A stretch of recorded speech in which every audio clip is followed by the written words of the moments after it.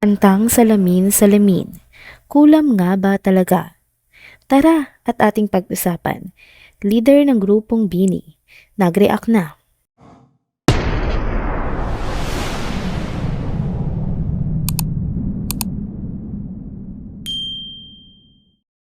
Hello mga ka-trenders!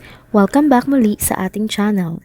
Kung bago pa lamang po kayo dito, huwag nang kalimutang mag-subscribe at i-hit ang notification bell para lagi kayong updated sa mga balitang trending at napapanahon. Ang grupong Bini ay isang girl group mula sa Pilipinas na binubuo ng mga talented na kabataan.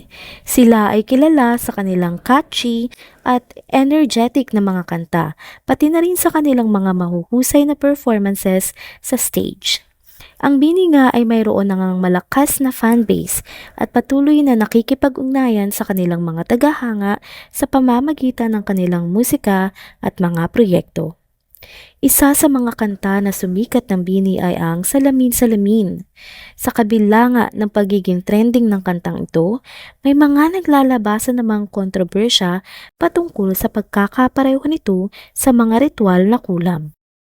Ang energetic na kanta nga ng Salamin-Salamin ay tungkol sa first love ng trending girl group na Bini.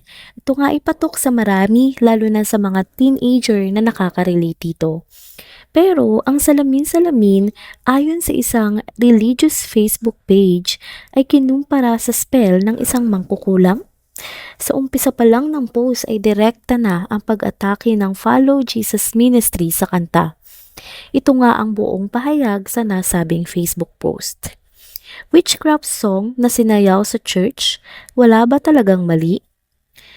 Sabi pa niya, ang pakikinig sa mga makamundong musika ay kadalasang maglalayo sa atin mula sa ating spiritual at moral values. Maaari nitong maimpluwensyahan ang ating mga pag-iisip at pag-uugali. Protektahan po natin ang ating mga puso at isipan mula sa mga walang kabuluhang salita dahil ang mga salita ay espiritu. Maaari ding ilayo nito ang ating mga puso mula sa Panginoon. Let's choose our music wisely to nurture our souls and to bring us closer to God. Beware sa mga Christian, preachers, pastors, ministers na walang nakikitang mali sa pakikinig ng mga worldly music. Itong salamin-salamin yung sinayaw sa church pero no problem. KJ, religious, OA, legalist pa yung pag ni-rebuke at nag-advise. Di po yan KJ, pagmamahal po yan. Salamin-Salamin is a witchcraft song. Please wake up, church. May naka-attach pa nga dun sa post na image ng lyrics ng kanta ng Bini na naka-underline at katabi nito ay ang screenshot na libro ni V.V. James na Mirror Magic. Open and close parentheses, scrying, spells, curses, and other witchcrafts. Ilan din sa mga Bible verses na nakaquote sa post ay galing sa Book of Matthew, Deuteronomy, and second letters to Timothy. As of writing nga mga ka-trenders ay meron na siyang 6.5 thousand reacts at 2.4 ang shares and counting ha. Tapos 5.7k or 1,000 naman sa reacts na ito ay haha o pinagtatawanan ang post. Kasalukuyan mahigit sa 380,000 ang followers ng page. Samantala, pumalag naman ang Filipino girl group Bini sa paratang na tungkol sa kulam or witchcraft ang hit song nilang Salamin-Salamin. Nagbigay ng reaksyon ang grupo sa isang press conference. Sabi nila, particularly pahayag ito ni Joanna Robles, ang leader ng Bini. Sabi niya, actually hindi po kami nakaka-open ng social media po dahil sobrang busy namin.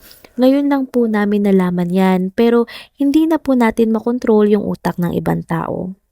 Saad pa ni Bini member Maloy Recalde, fake news po yun, hindi po witchcraft ang salamin-salamin, maganda lang yung song.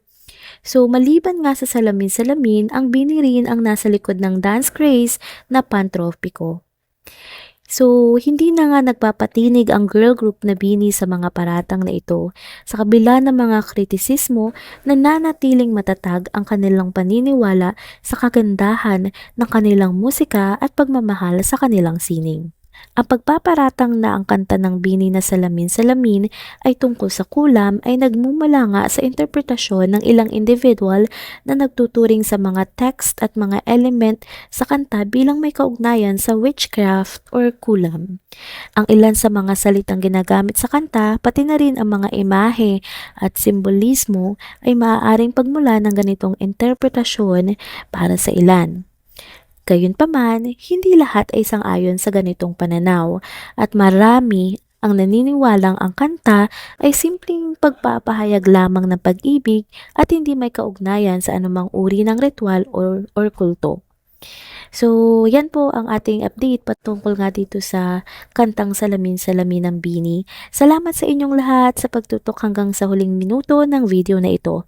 Sana po ay nag-enjoy kayo at kung nagustuhan nyo ito, huwag kayong mag-atubiling mag-like, mag-subscribe at i-click na ang notification bell para lagi kayong updated sa mga trending at balitang napapanahon. Kita-kits sa susunod na video update. Paalam!